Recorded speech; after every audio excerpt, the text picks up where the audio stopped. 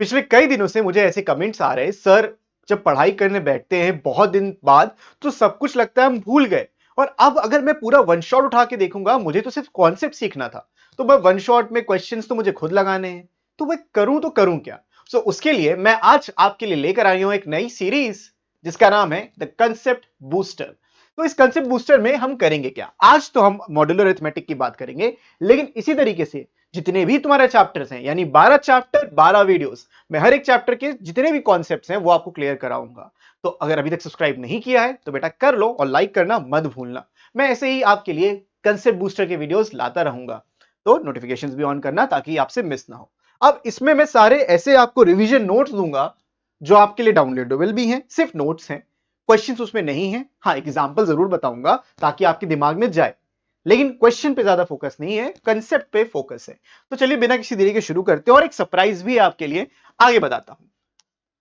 सब बात करेंगे मॉड्यूलर अरिथमेटिक की। आपने पूरा पढ़ रखा है, मैंने वन शॉट डाल रखा है, 4 घंटे में पूरा मॉड्यूलर अरिथमेटिक खत्म। लेकिन इसमें क्या है, modular arithmetic is a special type of arithmetic that involves only integers. तो छोटी भाषा में अगर मैं बोलूं, या छोटे इसको समरी में आपको बता रहा हूं, तो ऐसा समझो कि जितना भी रिमाइंडर से रिलेटेड चीज है वो मॉड्यूलर अरिथमेटिक में आती है। यानी कि जब आप एक इक्वेशन लिखते हो, a is equals to q b plus r, जहां पे a आपका डिविडेंड है, आपका क्यू क्वोशिएंट है, बी डिवाइजर है, और आर रिमाइंडर है, हमेशा ये होगा कि जो ये रिमाइंडर होगा it will always be between 0 and your this divisor. तो रिमाइंडर कभी डिवाइजर से बड़ा नहीं हो सकता है और 0 से छोटा नहीं हो सकता। हाँ, नेगेटिव रिमाइंडर हमारा कॉन्सेप्ट होता है टू सॉल्व सच क्वेश्चंस। अब एग्जांपल दिया इन्होंने, a equals to 39, b equals to 5, we can find q 7 and r 4। मतलब कैसे, अब देखो 39 को हम ब्रेक करेंगे तो हमको मिलेगा, देखो 5 इंटू 7 प्लस में 4। इस केस में b जो है आपका, यानी कि ये दिस इज योर डिवाइजर, यानी कि इसको डिवाइड करेगा तो क्वोशिएंट 7 आएगा। We are not interested either in this और दिस। वैसे हम डिवाइजर में इंटरेस्टेड इसलिए हैं क्योंकि हम डिवाइड कर रहे हैं, तो 39 को जब आप 5 से डिवाइड करोगे, हम क्वोशिएंट में बिल्कुल इंटरेस्टेड नहीं है। आंसर क्या आएगा, 4 आएगा। तो पूरा मॉड्यूलर अरिथमेटिक ये बताता है, ऐसे लिखेंगे आप, हम लिख 39 mod 5 is equals to 4, so we are dealing with the remainders, that's all, nothing else। तो मॉड्यूलर अरिथमेटिक छोटा सा ये कॉन्सेप्ट है। अब इसके बाद आता है congruence modulo. It's like saying कि अगर दो डिफरेंट नंबर्स का मॉडुलस सेम है तो वो कॉन्ग्रुएंट है। बात समझ में आई? नहीं तो जल्दी से समझ लो भाई। M be a positive number, so on, ये आपके रीडिंग के लिए है। ट्रिपल इक्वल टू साइन को हम कॉन्ग्रुएंस मॉडुलो एम बोलते हैं। एम हमेशा ए और बी को डिवाइड करेगा, लिखा कैसे जाएगा, a is congruent to b mod m, इस तरीके से पढ़ा जाएगा। और एम इनके डिफरेंस को हमेशा डिवाइड करेगा। Well, that is not the most important part. The most important part है कि इन दोनों का जो रिमाइंडर होगा वो सेम आएगा। मतलब इस एक्सप्रेशन को जो आपने ये लिख रखा है यहां पे, इस एक्सप्रेशन को can also be written as a mod m is equals to b mod m. तो कभी भी आपको कॉन्ग्रुएंट साइन हटाना है तो आपको इक्वल टू लगा के ऐसे डिस्ट्रीब्यूट कर देना है मॉड को, दैट्स ऑल, और कुछ भी नहीं है यहाँ पे।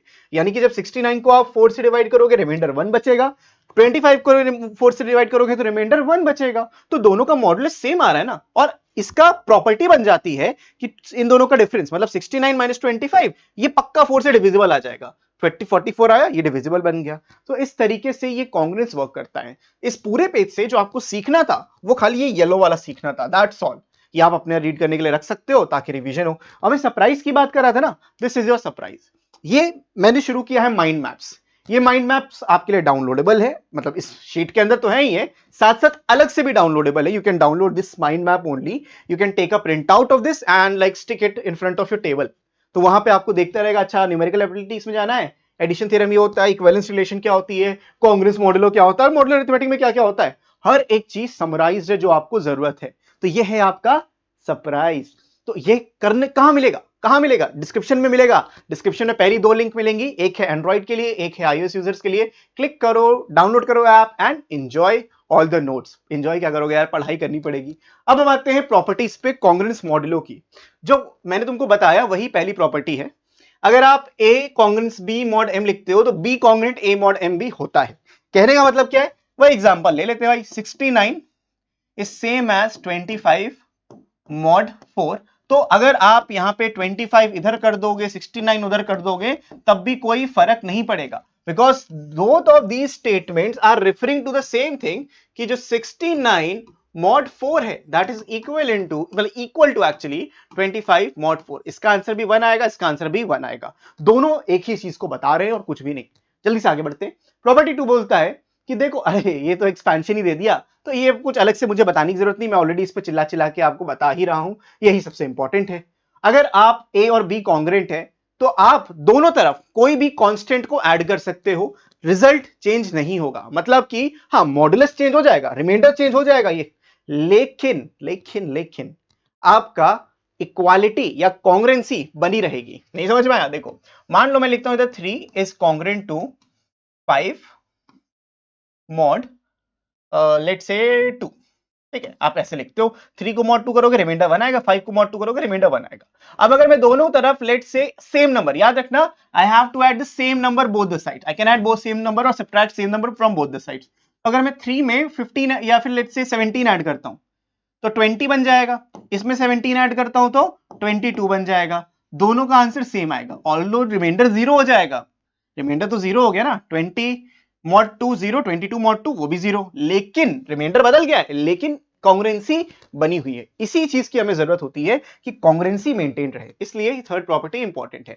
आते हैं फोर्थ प्रॉपर्टी के ऊपर। जैसे मल्टीप्लिकेशन सब्ट्रैक्शन एडिशन सब्ट्रैक्शन से फर्क नहीं पड़ता, वैसे ही मल्टीप्लिकेशन से भी फर्क नहीं पड़ता, आप दोनों तरफ सेम नंबर को मल्टीप्लाई कर सकते हो, and this is a very very important property, please go through it. Previous year questions इस पे और प्रॉपर्टी 8 को मिला के बनते हैं, दोनों बताऊंगा अभी, डोंट वरी।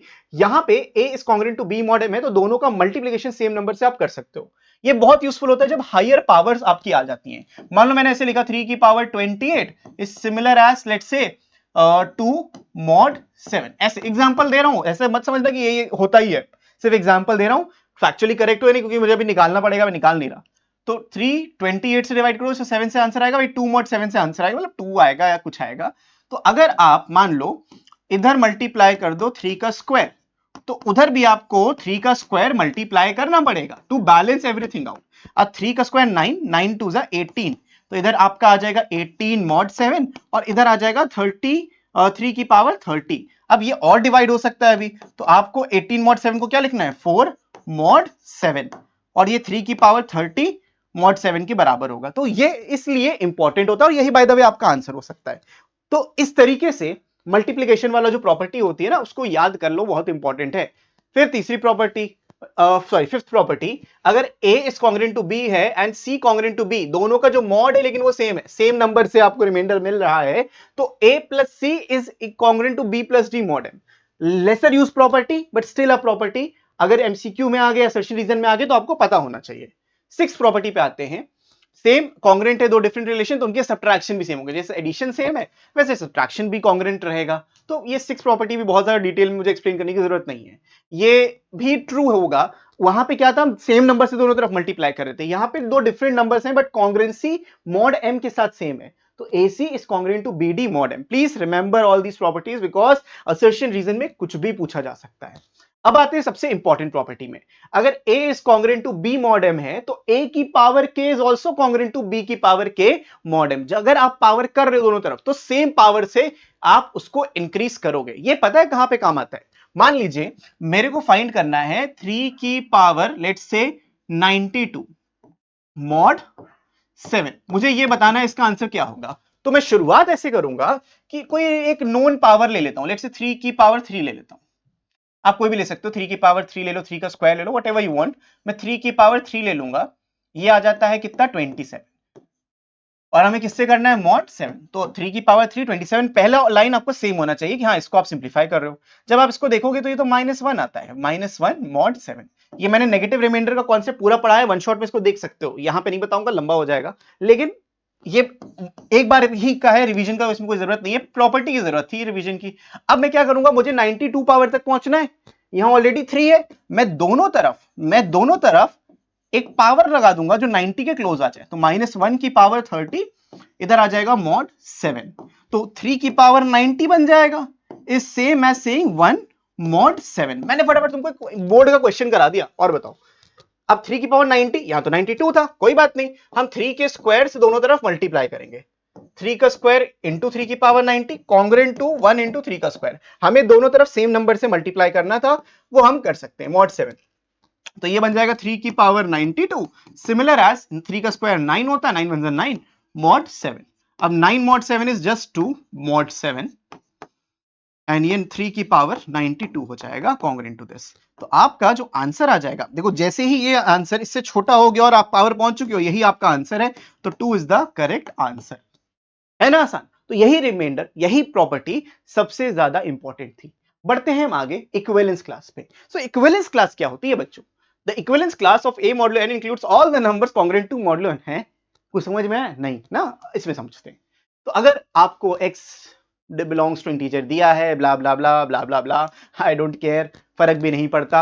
अब मान लीजिए मैं आपसे बोलूं कि मुझे अप टू 30 तक, समझो अप टू 30 एग्जांपल आपको दे रहा हूं, अप टू 30 अगर आप मॉड 7 करोगे तो आपको बताना है द इक्विवेलेंस क्लास, ऐसे लिखेंगे the equivalence class of 2। Equivalence class का, और ये पॉजिटिव पॉजिटिव इंटीजर्स, ऐसे लिख लेते हैं, positive integers up to 30 mod 10 का इक्विवेलेंस क्लास 2। लिखते कैसे? Equivalence class 2। समझ में आया? मतलब ये क्या बता रहा है? All those numbers when divided by 7